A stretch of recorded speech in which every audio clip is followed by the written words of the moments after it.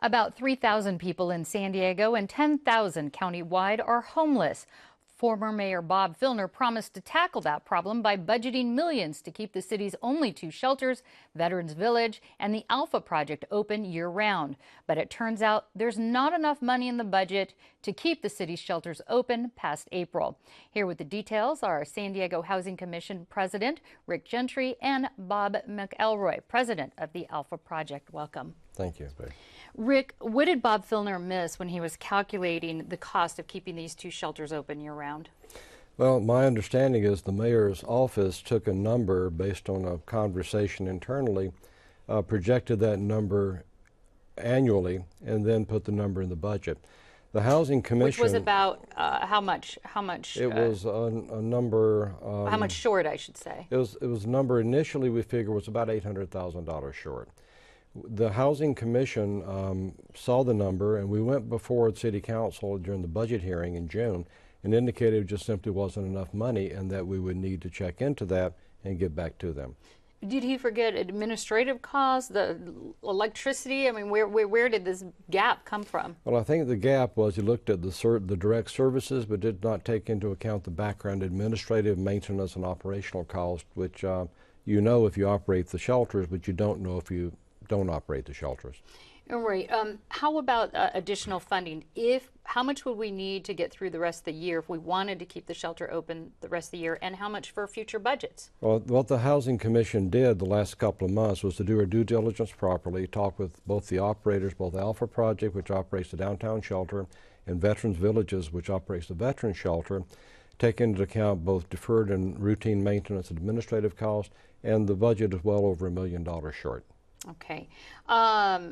And we need $1 million every year to do this. Well, additional to what's already been budgeted. And what we indicated to the City Council in late June was that we'd come up with this gap in financing and let the council know. And then the council indicated back to us they would look into either supplementing or we would need to operate the shelter less than the full year. Well, let's talk about the impact of this.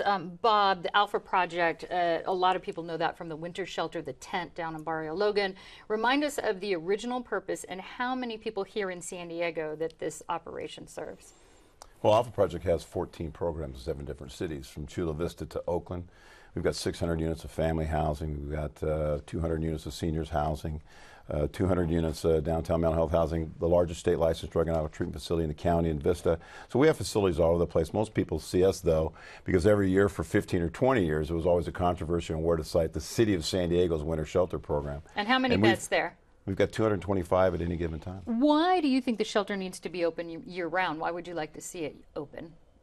Well, I personally, because it's the right thing to do, and we see people there getting well every single day. Especially, it's the only shelter for women. There's 65 women there every day. We network with the San Diego Police Department. It's the only place that their hot team can bring people.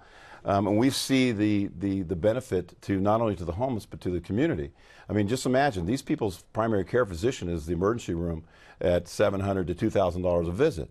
When we're inside the shelter, we have medical clinics that are there, family health centers in St. Vincent de Paul. We have case managers there. It's a safe, nurturing environment where people can actually detox from the streets. Women can feel safe for many the first time in their lives and start the transition process to long-term supportive housing. It's sort of a launching pad. It costs far more to do nothing than it does to do something. If we can't find $1 million, it's going to cost the taxpayers 10 times that amount with people being back on the street.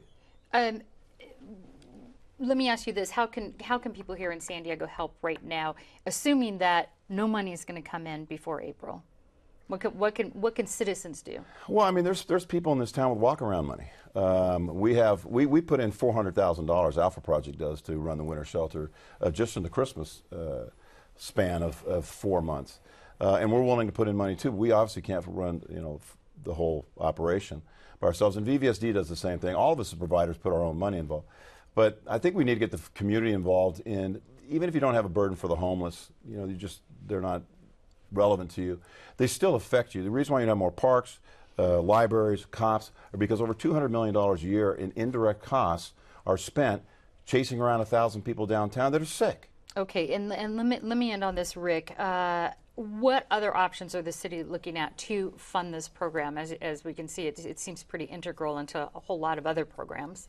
I think it's important to note that the term homeless is an umbrella term that covers a lot of iterations and a lot of different causes. It's an end result. And there's a need for a lot of different approaches to deal with it. The Housing Commission is already putting several $1 million into homeless activities, mainly by utilizing our voucher program to help people. And the ultimate answer is that there's a great need for more permanent housing for these folks. All right, you two seem in agreement for that. Thank you so much for this update. Thanks, Peg. Thank you.